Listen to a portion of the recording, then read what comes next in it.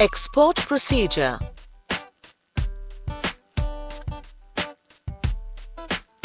Gaurav is a very accomplished and successful businessman. He manufactures and exports shoes to USA. One day he met his friend Sanjeev in front of customs office. Sanjeev is also a businessman and manufactures lunch boxes. Sanjeev is planning to start his own export house. Hello Sanjeev, how are you? Fine, but as usual very busy. I'm a little disturbed as I'm planning to start my own export business, but I don't know from where to start. Hey, why don't you come to my office? I will explain to you the steps involved in export trade. Wow, that's a good idea. Let's go. You know that when a firm of a country sells goods to a firm of another country, it is called export trade. For example, the sale of iron and steel by Indian companies to other countries. Export of goods is not that straightforward as selling in domestic market. Since foreign trade transactions involves movement of goods across boundaries and use of foreign exchange, a number of formalities are needed to be performed before goods leave the border of a country and enter into that of another. Let us learn about major steps that need to be undertaken for completing export transactions.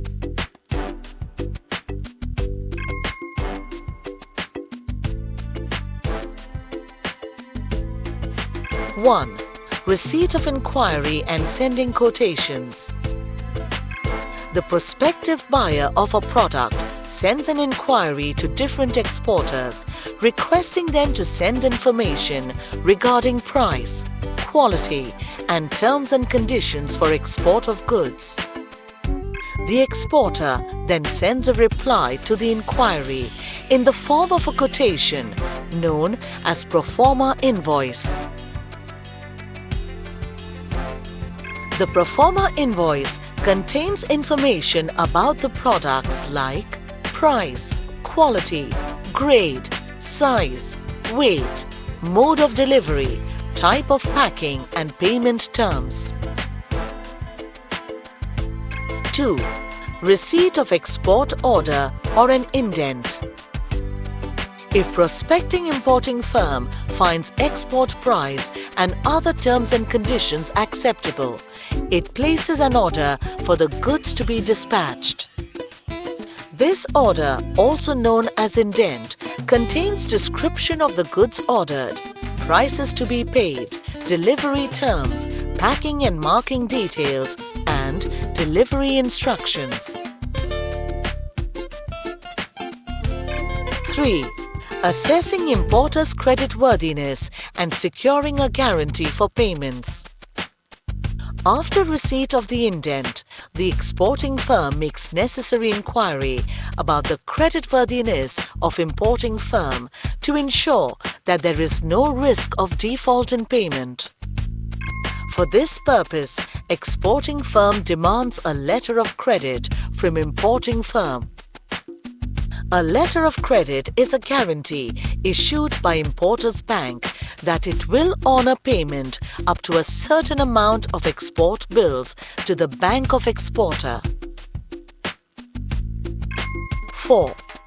Obtaining export license. Having become assured about payments, exporting firm needs to apply for export license to the appropriate authority. To get an export license, exporter must have a bank account in any bank authorized by the Reserve Bank of India or RBI and an account number. An Import-Export Code number or IEC number from the Directorate General Foreign Trade or DGFT or Regional Import-Export Licensing Authority. Registration with appropriate Export Promotion Council. Registration with Export Credit and Guarantee Corporation or ECGC. 5. Obtaining pre-shipment finance. Once exporting firm gets an order confirmed and receives a letter of credit, the firm needs to obtain pre-shipment finance from its bank to undertake export production. Pre-shipment finance is the finance that an exporter needs for procuring raw materials and other components, processing and packing of goods, and transportation of goods to the port of shipment.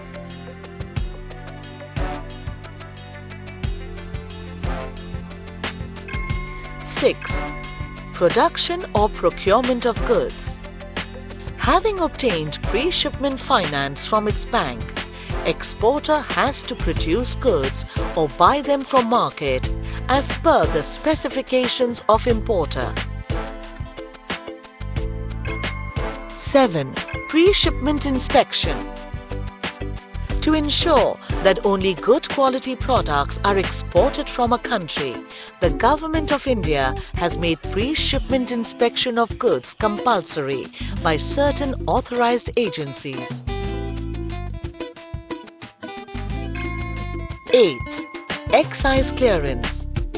After pre-shipment inspection, exporter needs an excise clearance certificate as manufactured goods in India are subject to excise duty under the Central Excise Act. However, the Government of India has exempted the payment of excise duty in many cases if manufactured goods are meant for exports. 9. Obtaining Certificate of Origin. Having received the excise clearance, exporter may have to obtain a certificate of origin from the trade consulate located in exporter's country. The certificate of origin acts as a proof that goods have actually been manufactured in the country from where export is taking place. The importer may need the certificate to avail tariff concessions or other exemptions from the government of his country. 10. Reservation of shipping space. An exporting firm needs to secure adequate space in a ship for loading goods. For this, the company has to sign an agreement with the shipping company for the issue of shipping order. A shipping order is an instruction to the captain of the ship that the specified goods, after their customs clearance at a designated port, be received on board. 11. Packing and marking. The goods are then properly packed and marked with necessary details such as name and address of the importer, gross and net weight, port of shipment and destination, country of origin, to name a few. 12. Appointment of forwarding agent.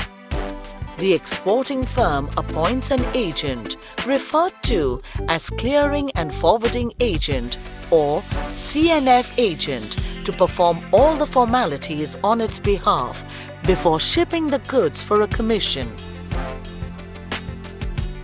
13. Dispatch of goods. The exporter then needs to make necessary arrangement for transportation of goods to the port. The exporting firm receives a railway receipt from railway authorities while loading goods into a railway wagon. The firm endorses the railway receipt in favor of his agent to enable him to take delivery of goods at the port of shipment. 14. Insurance of goods. After forwarding the goods, the exporting firm gets goods insured with an insurance company to protect against the risks of loss or damage of goods due to the perils of sea during transit.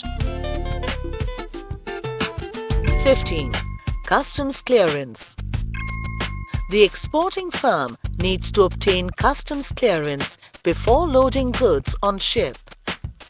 For this, the firm needs to submit 5 copies of shipping bill along with export contract or export order, letter of credit, commercial invoice, certificate of origin, certificate of inspection where necessary, and marine insurance policy to the customs appraiser at the customs house. Shipping bill contains particulars of the goods being exported, the name of the vessel, the port at which goods are to be discharged, country of final destination, exporter's name and address, and so on. 16.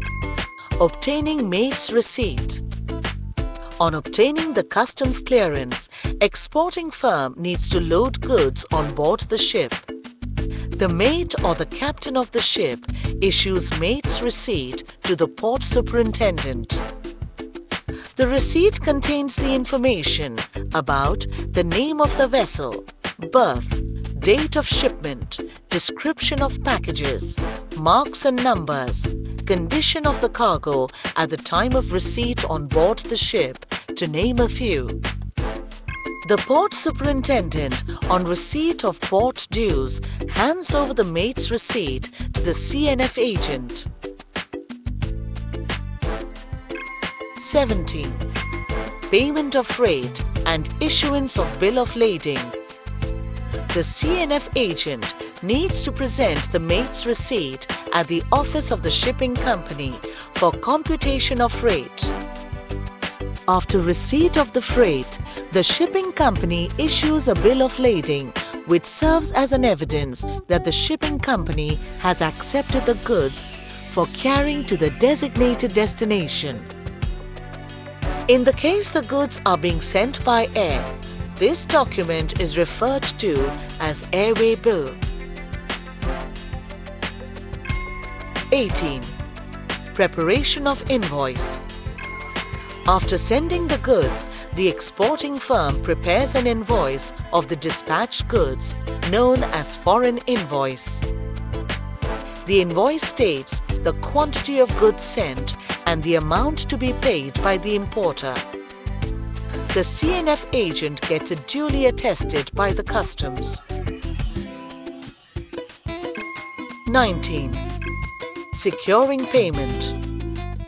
After the shipment of goods, the exporting firm informs the importing firm about the shipment of goods and sends the various documents through its banker with the instruction that these may be delivered to the importing firm after acceptance of the bill of exchange. The documents include certified copy of invoice, bill of lading, packing list, insurance policy, certificate of origin, and letter of credit. Bill of exchange is an order to the importing firm to pay a certain amount of money to a certain person or to the bearer of the instrument. On receiving the bill of exchange, the importing firm releases the payment. The exporter's bank receives the payment through the importer's bank and is credited to the exporter's account. To summarize, when buying and selling of goods take place across the national boundaries of different countries, it is called external trade. It is also known as foreign trade or international trade. Export of goods is not that straightforward as selling in the domestic market. There are a number of formalities needed to be performed before the goods leave the border of a country and enter into that of another. An export organization needs to undertake the following steps for completing export transactions. 1. Receipt of inquiry and sending quotations. 2. Receipt of indent or export order. 3. Assessing importer's creditworthiness and securing a guarantee for payments. 4. Obtaining export license. 5. Obtaining pre-shipment finance. 6. Production or procurement of goods. 7. Pre-Shipment Inspection. 8. Excise Clearance. 9. Obtaining Certificate of Origin. 10. Reservation of shipping space. 11. Packing and marking. 12. Appointment of forwarding agent. 13. Dispatch of goods. 14. Insurance of goods. 15. Customs clearance. 16. Obtaining mate's receipt. 17. Payment of freight and issuance of bill of lading. 18. Preparation of invoice. And 19. Securing payment.